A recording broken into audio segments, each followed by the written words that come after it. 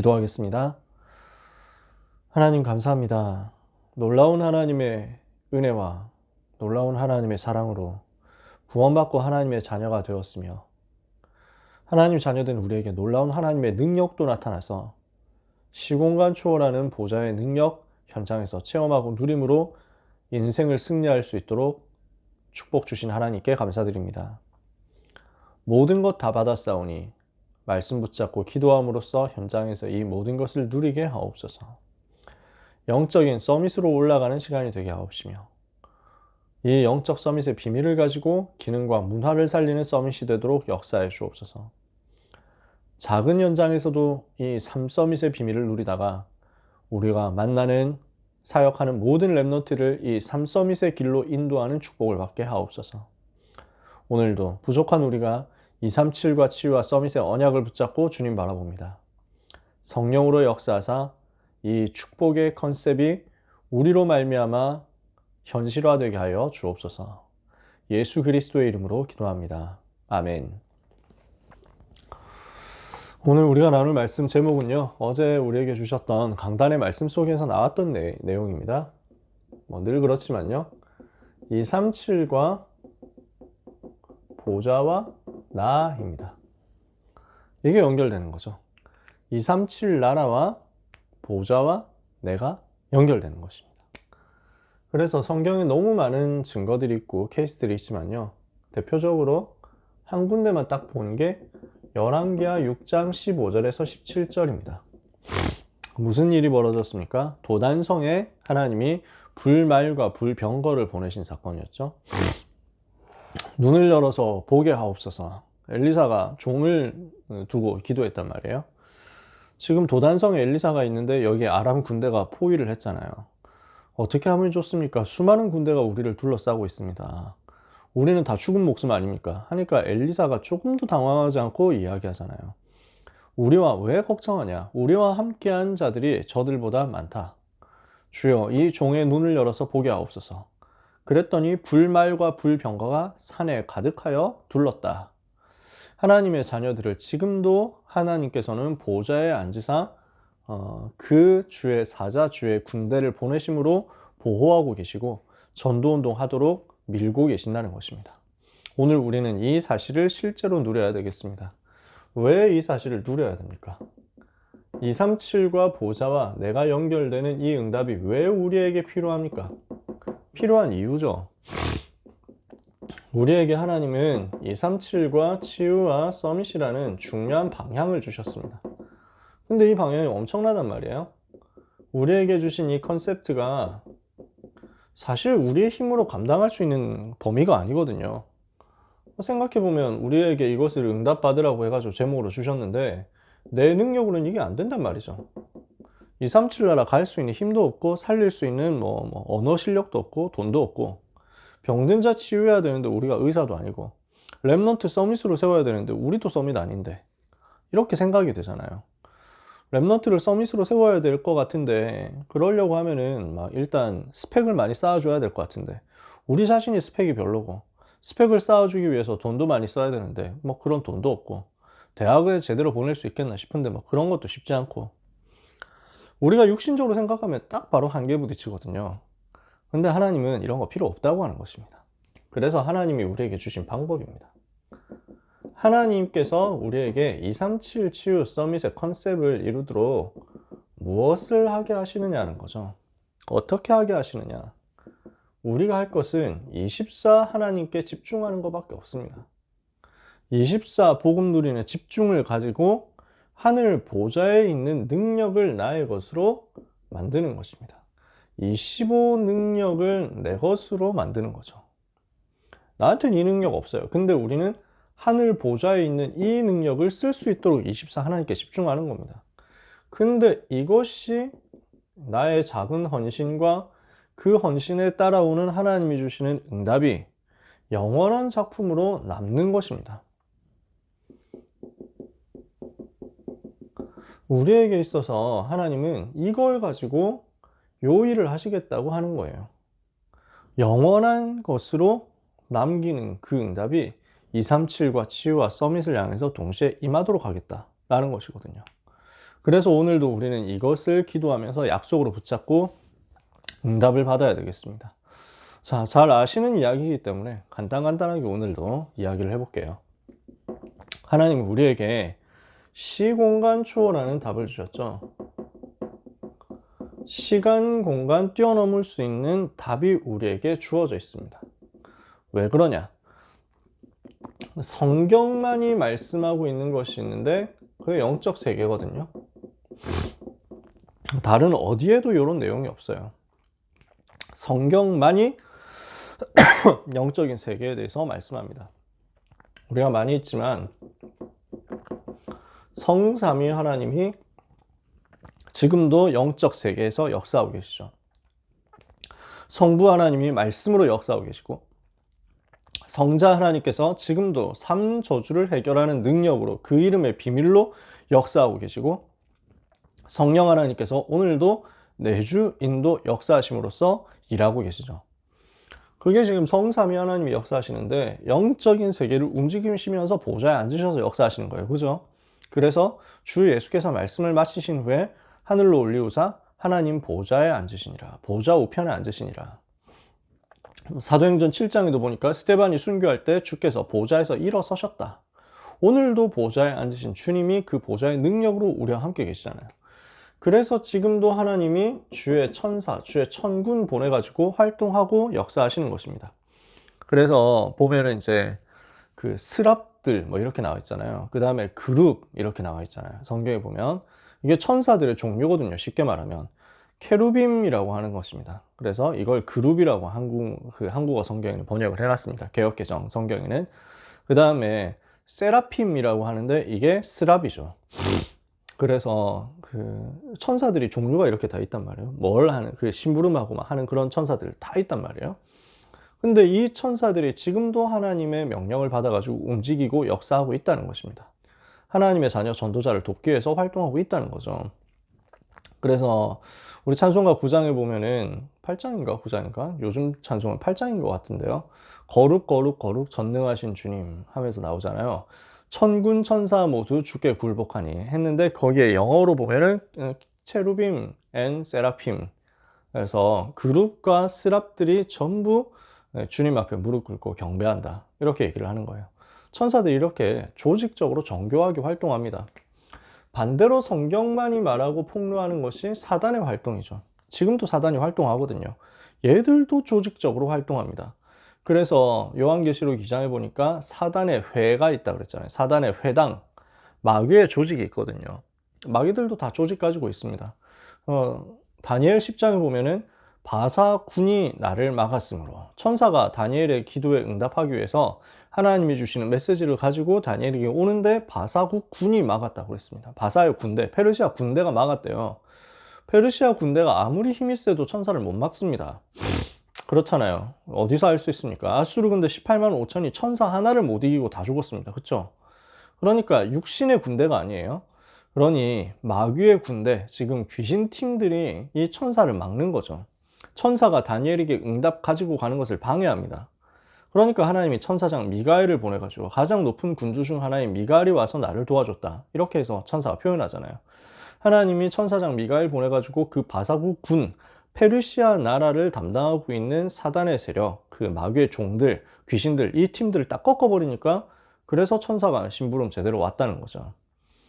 요 얘기를 성경만이 합니다. 그죠? 성경의 어느 책에도 이런 얘기를 안 합니다. 심지어 이런 부분에 대해서 교회에서도 요즘 얘기를 잘 안 하잖아요. 근데 진짜 현장을 알고 전도를 알고 복음을 아는 사람들은 이 부분에 대해서 정확하게 얘기합니다. 정확하게 알고 얘기해요. 그러니 지금 한국교회 많은 설교에서 이 얘기는 안 나옵니다. 하나님 얘기 찔끔 나오고요. 천사, 사단 이런 얘기 전혀 안 나옵니다. 솔직히 말해서. 한국교회를 공격하는 게 아니고 귀한 분들이 많거든요. 제가 현장에서 보니까 한국교회 목사님들 중에 참 소중한 분들이 많아요. 근데 안 소중한 사람들도 좀 많아요. 아, 저런 인간들은 빨리 없어져야 되는데 뭐 하나님이 남겨두시는구나 뭐 이런 생각이 들 때가 있는데, 대표적으로 이제 복음 방해하는 사람들, 그래서 막 무슨 오직 예수 같은 소리를 하고 있네. 이게 목사가 하는 소리라니까요. 뭐 이 시대에 오직 예수라고 말도 안 되는 소리를 한다. 이게 목사들이야. 짓거리는 얘기입니다. 그럼 목사랍시고. 무슨 창조 같은 소리 하지 마라 하면서 막 자기는 목사인데 진화론 믿는다고. 이런 놈들이 많아요. 진짜 미친 인간들이 많죠. 제가 볼 때 류 목사님이 이런 인간들에 대해서는 잘 모르시지 않나 그런 생각이 들어요. 왜냐하면은 그 메시지 때 이런 사람들에 대해서는 별로 뭐라 안 하시거든요. 진짜 완전히 맛이 갔어요. 근데 문제는 이런 인간들이 언론에 많이 나와요. 미디어를 많이 차지하고 있습니다. 특히 기독교 언론 이런 거 많이 차지하고 있습니다. 왜 지금 최근에 뭐 얘기 굉장히 많이 나오는 게 정인이 사건 뭐 이렇게 해가지고 여러분 많이 들어보셨잖아요. 진짜 너무 나쁜 놈들이잖아요. 근데 그 거기가 지금 목회자 자녀들이라 하잖아요. 그 학대한 양부모가 다 목회자 자녀. 엄마 아빠가 다 목회자 자녀고, 그 다음에 심지어 그 남자는 그 기독교 방송 직원이래요. CBS 직원. 그러니까 모르는 사람들이 아니 기독교 방송 직원이 어떻게 이럴 수 있냐 하면서 기독교가 회개해야 된다 이러는데, 미안한 얘기인데 그거 걔네 기독교가 아니에요. 기독교 방송인데 CBS가 기독교를 제일 공격하는 방송이 CBS입니다. 저는 그거 보고 나서 아 그랬구나 싶더라고요. 역시 CBS 직원답구나. CBS는 교회를 굉장히 공격합니다. 왜냐? 부패했다고. 교회가 무슨 이렇게 썩었냐 하면서.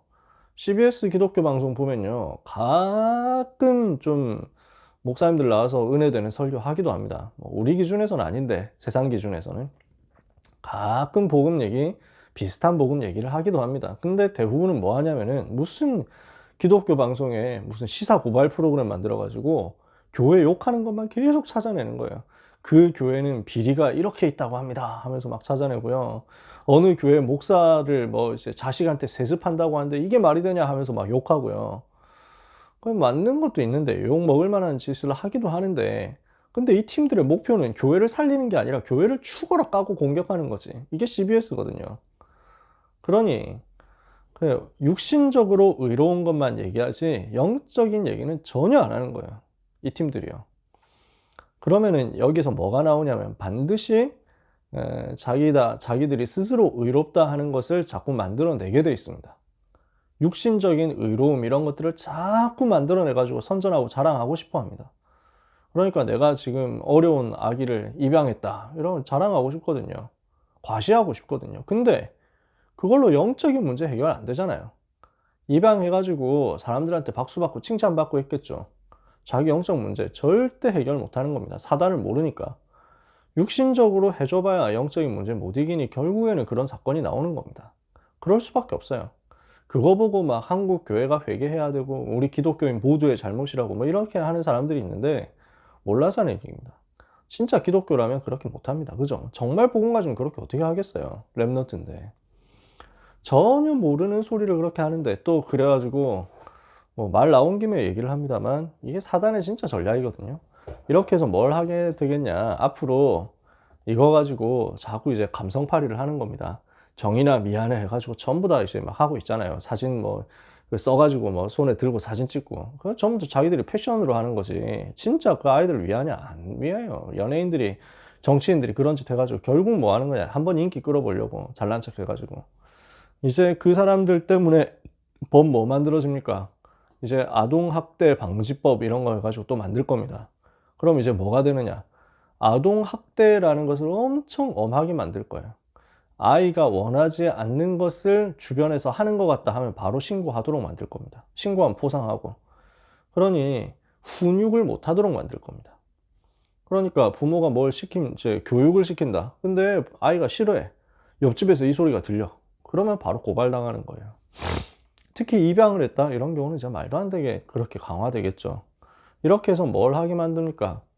앞으로 신앙교육 못하게 만들 겁니다. 그게 사단의 전략이거든요. 자녀들한테 믿음을 절대 가르치지 못하도록 부모의 종교를 자식에게 강요하지 못하게 해야 된다. 이래가지고 지금 유럽에서 일어나는 일들 아닙니까? 기독교 국가였다고 하는, 심지어 국기에 기독교 십자가 들어있는 그 나라들에서 뭘 하냐면요, 부모의 양육권을 뺐습니다. 왜? 아이들 교회 가도록 만들었다고. 아이도 자기 나름대로 생각이 있는데 교회 억지로 가도록 만들었다. 말이 되냐 해가지고 부모 그 양육권 빼앗아 버리는 거예요.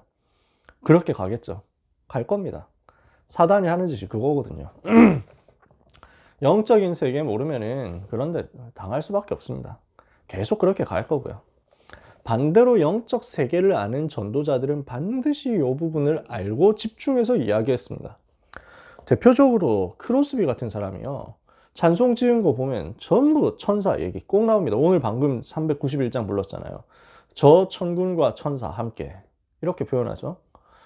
31장 그 찬양하라 복되신 구세주 예수 여기 보면 천사들아 즐겁게 찬양해 이렇게 하죠. 288장에 또 뭐가 나옵니까? 온전히 주께 맡긴 내용 사랑의 음성 듣는 중에 천사들 왕래하는 것과 하늘의 영광 보리로다. 계속 요 얘기를 하는 거예요. 영적 세계 얘기를 한다고요. 왜냐? 정말 현장을 알고 전도 운동을 하고 있다면 이 부분을 볼 수밖에 없어요. 성경만이 이것에 대해서 얘기합니다. 그러면 이 세계를 누릴 수 있는 근거가 뭡니까? 이 영적인 세계를 우리가 정복하고 우리가 이제 사단의 세력을 정복하고 그리고 성삼위 하나님 천사 동원되는 그 보좌의 축복을 누릴 수 있는 근거가 뭡니까? 우리는 원래 안 되는데 그리스도께서 길을 열어주셨어요. 이 영적인 세계로 갈 수가 없잖아요. 로마서 3장 23절에 모든 사람이 죄를 범하여 하나님 영광에 이르지 못하게 됐거든요. 하나님께 갈 수 없고 영적인 세계 알 수도 없고 육신적으로 완전히 영이 죽어버렸고 육신만 남아가지고 육신의 정욕, 안목의 정욕, 이생의 자랑만 따라가는데 거기에서 빠져나오도록 그리스도께서 해방시키고 길을 여셨다는 것입니다. 이 영적인 세계를 누릴 수 있는 근본적인 길을 그리스도께서 십자가에서 다 여셨다. 그죠?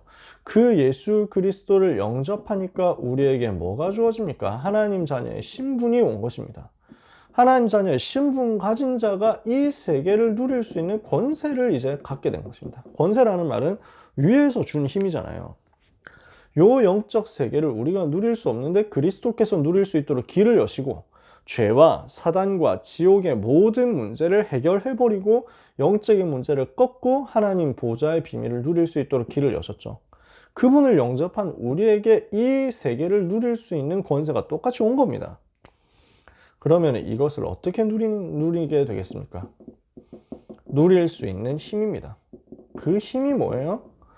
보좌를 움직이는 기도의 배경, 기도의 비밀이란 말입니다. 보좌를 움직이는 것이 우리가 가지고 있는 예수 이름으로 하는 기도예요. 요한계시록 8장 3절에서 5절 뭐가 나옵니까? 사도 요한이 봤잖아요. 우리가 기도하니까 성도들이 기도하니까 천사들이 그 기도를 금그릇에 담아가지고 하나님 보좌 앞에 있는 금단에 갖다 놓더라. 보좌에 상달되는 기도요. 보좌를 움직이는 기도가 바로 우리에게 주어진 이 영적 세계를 누리고 시공간을 초월하는 방법이라는 것입니다. 우리는 이 답을 가지고 있는 하나님의 사람들이죠. 성경에 보니까 이런 부분을 누린 증인들이 쫙 나오잖아요. 성경 속의 증인들요. 아브라함, 이삭, 야곱, 요셉 이게 족장들이라고 표현하거든요. 아브라함이 어떻게 했냐? 부지 중에 천사를 대접했어요. 이삭이 어떻게 했냐? 아브라함과 이삭이 같이 누렸죠. 아브라함이 그 이삭을 잡아서 죽이려고 번제로 드리려고 할 그때 하나님이 천사를 보내가지고 아브라함아 그에게 칼을 대지 마라, 손을 대지 마라. 그래서 이삭이 죽게 되었는데 이삭을 살리는 그 상황에서 하나님이 천사를 보내서 심부름하잖아요. 심부름 시키도록 만들잖아요. 그리고 뭐랍니까? 이삭 대신에 순양. 이렇게 해서 복음이 각인되도록 만들죠. 야곱이 이걸 누렸잖아요. 어떻게 누릅니까? 창세기 28장에 베델에서 자는데 꿈에 주의 천사가 사닥다리 해가지고 하늘로부터 오르락내리락 계속 하는 거예요. 그리고 창세기 32장에 야복강에서 주의 천사하고 씨름하고요. 정말 이거 완전 체험한 거예요. 그러니까 아브라함이 누리고 이삭이 누리고 야곱이 누린 이 영적 세계의 비밀을 야곱이 딱 가지고 전부 요셉에게 전달해요. 그러니까 요셉은 뭐랍니까? 이 부분을 기도로 계속 누리는 거예요. 보면 아브라함, 이삭, 야곱, 특히 야곱 같은 사람은 위기 때 이걸 누리거든요. 위기가 오니까 그제서야 기도하고 그제서야 이 부분을 누리는데 요셉은 그 위기 상황 오기 전에 먼저 이 비밀을 가지고 있는 거죠. 보좌를 움직이는 기도의 힘을 가지고 있으니까 가는 곳마다 현장에서 누리고 승리하잖아요. 모세가 이 사실을 기록하고 누리죠. 주의 사자가 이스라엘 진영 앞서 행하다가 이스라엘 진영 뒤로 행하고 이런 부분을 다 누렸습니다. 결정적으로 천사들이 활동했던 구약의 내용들, 그 창세기의 내용들이 이건 누가 썼습니까? 모세가 썼단 말이에요. 주의 사자가 쳐가지고 그 6월절 양의 피 바르는 날 애굽에 그 처음 난 것들 다 치는 역사, 이거 모세가 기록했잖아요. 주의 천사 동원되는 이 사실에 대해서요. 다윗이 이 사실을 작품으로 남깁니다. 다윗의 시를 보면 또 천사 얘기 계속 나와요. 다윗이 이 사실을 알고 누렸어요. 어떻게 했습니까? 악신이 떠나가 버리잖아요. 사무엘상 16장 23절. 예배하고 찬양하는데 악신이 떠나가는 응답. 다윗이 체험했죠. 엘리야, 엘리사가 체험했습니다. 엘리야, 엘리사가 어떻게 이 응답을 받습니까? 로뎀나무 아래 쓰러져 자는데 하나님이 천사를 보내가지고 엘리야에게 힘을 주죠. 이렇게 해서 40주 40야를 달려서 하나님의 산 호렙에 가게 만들잖아요. 엘리사가 오늘 나온 대로 불말 불병거 동원되는 이 사실을 그대로 체험한 겁니다. 히스기야 임금이 기도하니까 하나님이 천사를 보내가지고 아수르 군사 18만 5천을 꺾어버리죠. 여러분은 너무 잘 아시는 대로 다니엘과 세 친구가 이 부분을 현장에서 체험했잖아요. 불 속의 주의 천사 동원되고 사자굴의 주의 천사 동원되고, 예수님이 이 사실에 대해서 보여주신 겁니다. 마태복음 4장에서 처음 사역 시작하시면서 뭐 했습니까? 마귀가 와가지고 시험하잖아요. 그거 꺾어버리고 나니까 천사들이 와서 수종 들죠. 초대교회 전도자들이 이 사실을 체험해요. 초대교회 전도자들이 대표적으로 일단 사도행전 1장 11절에 어떻게 합니까?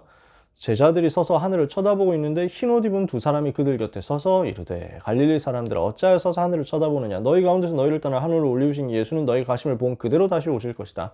천사들이 와가지고 주님 재림하실 거 알려주죠. 사도행전 12장에 베드로가 감옥 갇혔는데 하나님이 천사를 보내가지고 베드로를 풀어주죠. 이런 내용들 그냥 쫙 기록되어 있는 겁니다. 초대교회 전도자들 계속 누렸어요. 특히 바울이 이걸 누렸죠. 자, 아까 스데반 얘기도 했잖아요. 스데반이 순교하는데 주님이 보좌에서 일어서셨다. 이런 거 체험해요. 바울이 이거 체험하는데 뭐가 나옵니까? 바울아 두려워 마라. 네가 가이사 앞에 서야 하리라. 누가 얘기했습니까? 어젯밤에 내가 속한 바 내가 섬기는 하나님의 사자가 내 곁에 서서 말하되, 주의 천사가 와가지고 알려준 거예요. 사도 요한이 밤모섬에 유배되어 있는데 이 사실을 집중적으로 체험해가지고 써놓은 것이 요한계시록 아닙니까? 그러니 성경 속에서 창세기부터 요한계시록까지 쭉 나오는 거예요. 요 영적 세계 누린 이야기가. 그런데 이 이야기를 우리가 안 한다. 그런데 이 이야기를 교회가 안 한다. 그럼 어떡하겠습니까? 성경에 계속 요 얘기 나오는데요. 그죠? 그래서 이 부분을 우리가 반드시 현장에서 누리고 적용해야 되겠다는 것입니다. 우리의 삶이 이것을 적용하는 삶이 되어야 되는데요. 어떻게 이것을 적용할 것이냐. 자, 어제 유 목사님이 2부 예배 서론에서 이렇게 얘기하셨죠. 짐승 수준이 있다 그랬습니다. 불신자의 삶이죠. 어떻습니까? 육신적인 자그마한 얄팍한 이익을 위해서 영적인 것을 싹 다 버리는 인생. 그게 짐승 수준이잖아요. 대부분 사람들이 이렇게 살아가거든요. 두 번째 삶이 하늘의 소망을 둔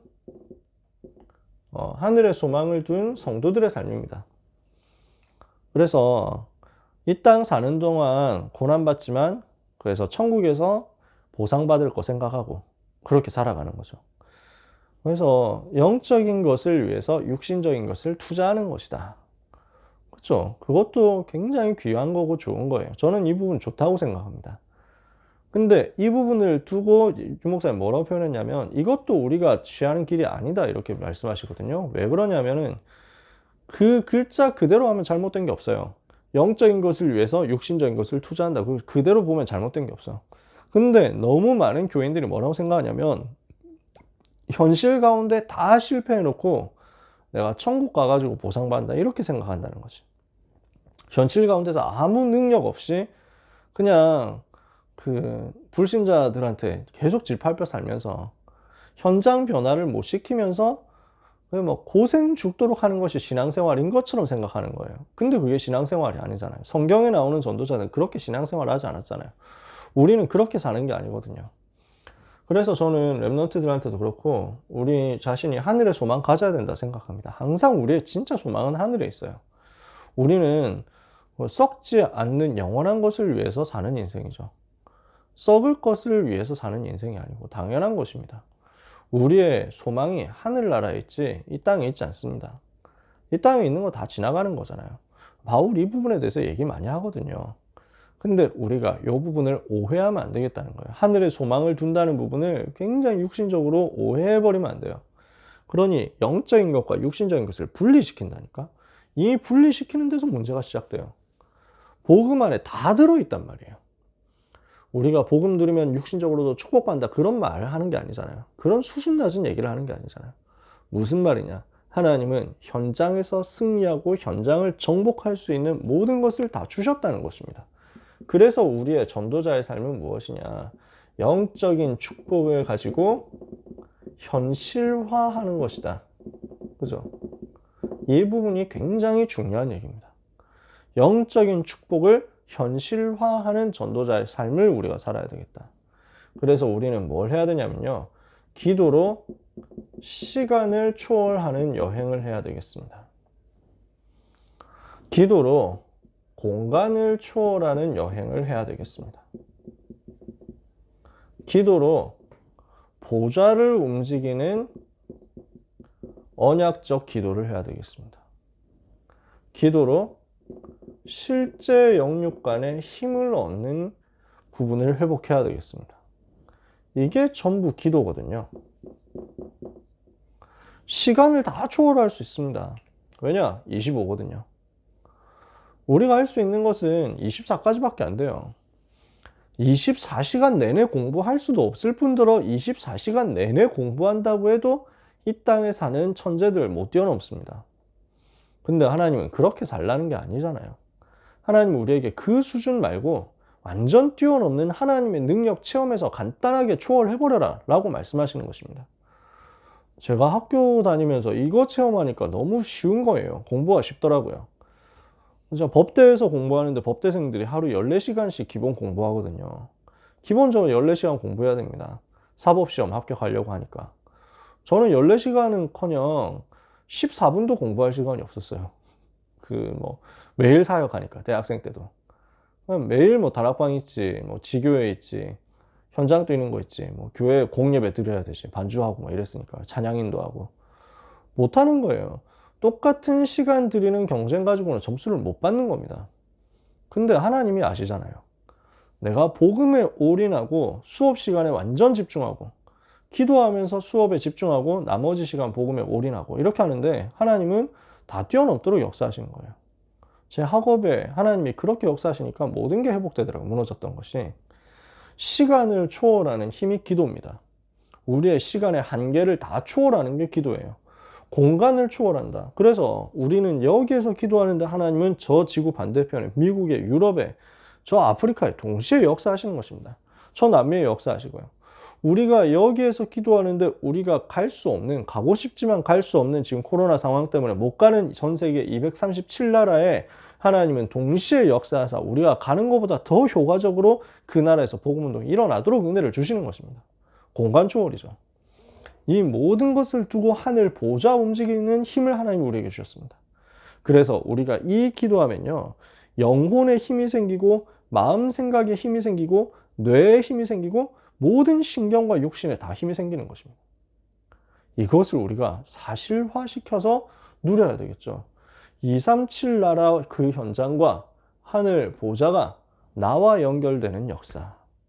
이게 지금 영적 세계를 누리는 삶으로 우리에게 주어진 거죠. 그래서 이것을 우리가 렘넌트에게 반드시 전달해 줘야 되겠습니다. 우리는 이 부분을 실제 힘으로 가져야 되겠습니다. 시공간 초월하는 실제 힘을 반드시 가져야 되겠다. 렘넌트에게 이 힘을 반드시 실제로 전달해야 되겠다. 어려운 얘기가 절대로 아닙니다. 모든 것이 예배에서 시작입니다. 이 시공간 초월하는 그 힘은요, 결국 예배 시간에 시작되는 거예요. 제가 응답받았던 핵심은 이거더라고요. 항상 하나님이 저에게 은혜 주시고 응답하셨던 핵심은 이거더라고요. 예배 시간이 행복해요. 예배 드리는 것이 행복해요. 예배할 때 모든 것이 살아나요. 예배할 때 영혼에 완전 힘이 회복되고 막 이렇게 좀 병들었던 것, 고장났던 것 이런 것들이 싹 다 치유되는 거예요. 영적으로. 이러니까 마음 생각이 회복되고 힘을 얻고 복잡해졌던 것들이 싹 다 단순해지잖아요. 이러고 나니까 육신적으로도 힘이 따라오는 거예요. 육신의 지혜도 생기더라고요. 예배 회복이 결국 모든 것의 열쇠였습니다. 왜 그렇죠? 예배 성공이 인생 성공이니까요. 그럼 이 말은 무슨 말입니까? 예배에 성공하면 인생 복 받는다. 이런 수준의 얘기가 아닙니다. 왜요? 인생의 목표 자체가 예배거든요. 하나님이 인생을 왜 만들었습니까? 예배하라고. 그러니 예배에 성공했다는 말은 인생 목적에 성공했다는 말이잖아요. 그 자체로 성공이거든요. 근데 나머지 것들은 따라오는 거죠. 예배에서 모든 것이 시작이에요. 그리고 이 예배하는 부분에서 예배하는 시간에 힘을 얻고 나니까 모든 삶이 기도로 연결되는 것입니다. 내 삶의 실제 기도 시스템이 나오는 거죠. 기도에 대한 규모가 제대로 생겨지는 것입니다. 그래서 우리는 시공간 초월하는 실제 힘을 랩런트에게 전달해야 되겠는데 열쇠는 뭐냐? 이 두 가지에 대해서는 최고의 전문성 가지도록 만드는 것입니다. 예배에 대해서 최고 전문화돼야 돼요. 다른 어떤 종교인보다도 앞서는 예배에 대한 기도에 대한 전문성 가지고 있어야 됩니다. 예배가 무엇인지, 예배를 어떻게 드려야 되는지, 예배를 언제 드려야 되는지, 예배 드리는 중심이 무엇인지, 예배할 때 하나님이 나에게 어떻게 응답하셨는지 이런 부분 전부 최고 전문성 가지도록 우리 아이들한테 준비가 돼야 되는 거예요. 이것을 우리는 생을 걸고 가르쳐야 됩니다. 그러면요, 여기서 당연히 자연스럽게 나오는 것이 있습니다. 이 속에서 나를 보게 되고요. 이 속에서 현장을 보게 되고요. 이 속에서 237을 보게 되고요. 이 속에서 미래와 시대를 보게 됩니다. 눈이 열려요. 이것을 보고 전문화라고 합니다. 예배가 어느 정도 전문화돼야 되냐? 기도가 어느 정도 전문화돼야 되냐? 이게 보일 만큼요. 예배 시간에 내가 보이고요. 예배 시간에 현장이 보이고요. 237이 보이고요. 미래가 보이고 시대가 보이는 겁니다. 그냥 들어와서 보여요. 이러니까 답 주는 게 너무 간단하잖아요. 이게 요셉이었거든요. 이게 일곱 랩런트예요. 그래서 여기에 대한 최고 전문성을 반드시 랩런트에게 전달하자. 귀한 선생님들의 사역은 이러니까 엄청난 사역이 되는 것입니다. 사랑하는 모든 이 자리에 계신 귀한 선생님 여러분에게 237과 보좌와 내가 연결되는 그 응답이 가장 대표적으로 있게 되시기를 바라고, 이것을 후대에게 또한 정확하게 전달해서 후대의 삶에 이 증거가 실제로 나타나는 역사에 있게 되기를 바랍니다. 이 일에 쓰임받는 귀한 선생님들을 위해 하나님께서 보좌의 능력으로 충만하게 역사하시는 한 주간 될 줄 믿고 축복합니다. 기도하겠습니다. 하나님 감사합니다. 시간표 따라서 우리에게 정확히 성취되는 말씀을 주시는 것을 감사드립니다. 하늘 보좌를 움직일 수 있는 기도가 우리에게 실제 회복되게 하옵소서. 237과 보좌와 내가 연결되는 영적인 세계 누림 속으로 들어가게 하여 주옵소서. 예배 성공이 인생 성공임을 알고 예배에 완전 성공하고 승리하게 하옵시며, 처음 가는 길을 갈 수 있는 기도의 답을 가지고 현장에서 승리하게 하옵소서. 이 사실을 후대 랩런트에게 전달하다가 영적인 싸움에서 완전히 승리하고 이 시대를 사단에게서 건져내는 축복의 증거가 나타나게 하여 주옵소서. 예수 그리스도의 이름으로 기도합니다. 아멘.